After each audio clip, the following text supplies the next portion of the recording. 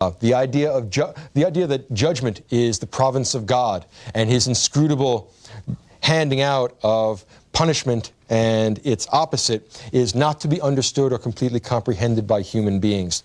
This is what I would call a philosophy of resignation.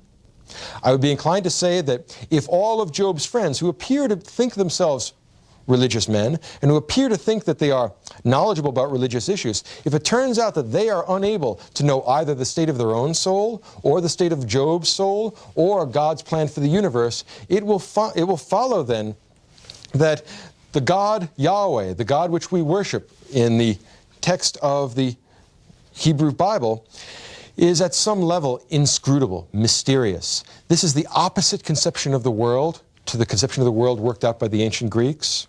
For the Greeks, it's knowable, it's rational. For the Hebrews, it is fundamentally unknowable, it is fundamentally mysterious.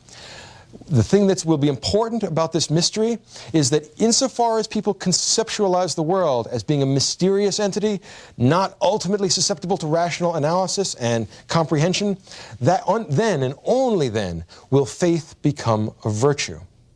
If you think the opposite, the Greek idea that the world is rationally knowable, faith is an absolute vice. So it is only if you make the assumption that Yahweh is ultimately unknowable, that human beings are incapable of justifying themselves or of understanding God's plans for the universe except through special dispensation and special revelation, then you have the foundation upon which you can build a virtue called faith.